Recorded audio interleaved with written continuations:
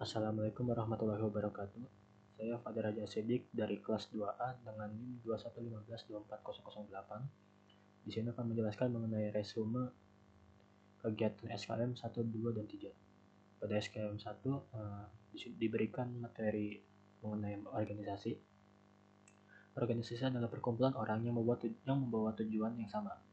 Organisasi bukan sebuah event organizer, karena dalam organisasi harus dipikirkan tujuannya dengan jelas, lalu menuangkannya ke dalam event besar. Dalam membangun sebuah event, satu hal yang menjadi aturan penting adalah bukan harus tahu membuat acara apa, tapi harus tahu terlebih dahulu tujuan membuat acaranya. Dalam organisasi, ada beberapa elemen penting. Yang pertama, job design. Berarti setiap anggota dalam organisasi punya peran dan tanggung jawab masing-masing. Selanjutnya ada plan and goals. Bisa diibaratkan mau dibawa kemana organisasi ke depannya, dan apa tujuannya. Terakhir ada control and chain of command, yang artinya komando harus sesuai.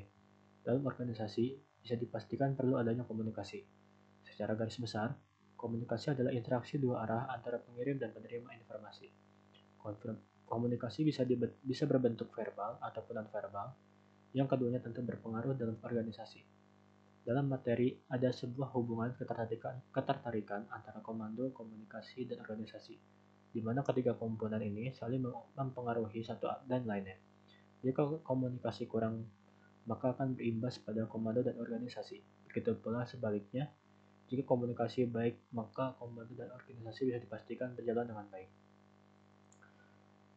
Untuk SKM 2 diberikan materi mengenai kepemimpinan.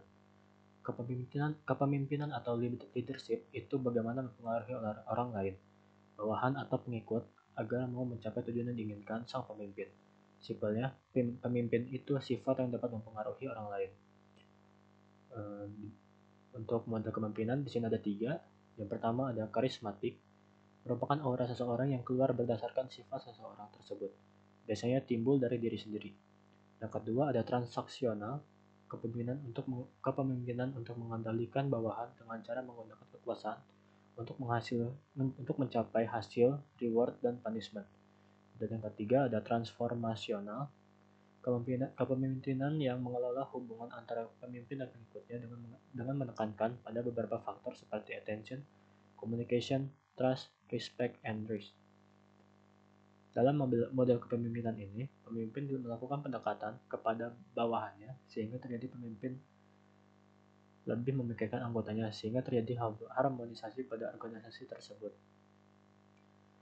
Lalu di sini ada menjelaskan mengenai Tridharma perguruan tinggi. Tridharma perguruan tinggi bisa dituliskan sebagai berikut. Yang pertama pendidikan, bisa dicontohkan dengan lulus dari bangku kuliah. Dan yang kedua ada penelitian, bisa dicontohkan dengan menyusun tugas akhir. Dan yang ketiga ada pengabdian, bisa dicontohkan dengan kuliah kerja nyata. Dari ketiga Tridharma ini tentunya saling berkaitan satu sama lain. Ada beberapa contoh implementasi dari Tridharma, yaitu KKN, magang, kegiatan wirausaha, pertukaran pelajar, penelitian atau riset, dan yang terakhir adalah proyek independen. Pada SKM ketiga diberikan 2 materi. Yang pertama materi birokrasi. Birokrasi dapat diartikan sebagai suatu organisasi yang memiliki garis komando. Prinsip utama birokrasi yang pertama ada struktur hierarki formal, manajemen berdasarkan aturan, organisasi berfungsi sesuai kemampuannya, tugas fokus atau infos, adil, pekerja berkualifikasi.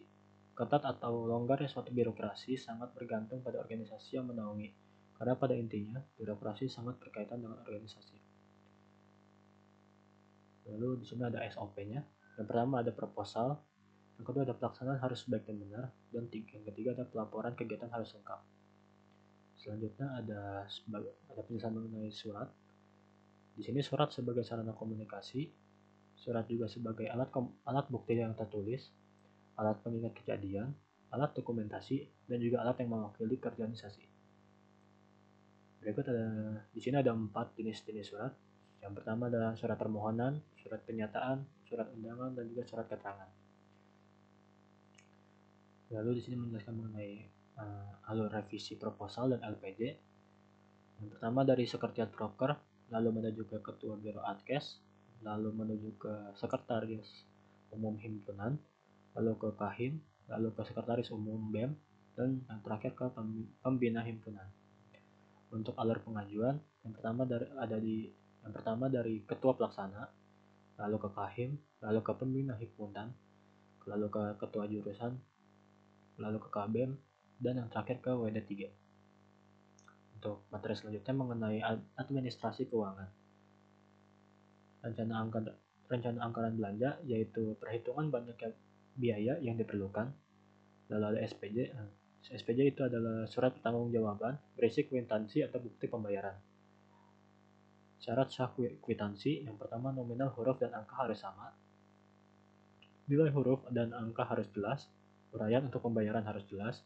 Pengadaan barang atau jasa lebih dari 5 juta harus menyertakan materai 10.000. Cara penulisan kwitansi harus benar. Dilengkapi dan kwitansi format bendahara Polban. Lalu ada proses pencairan dana. Di sini kwitansi asli difotokopi satu-satu. Semua kwitansi pembelian asli menyerahkan kwitansi.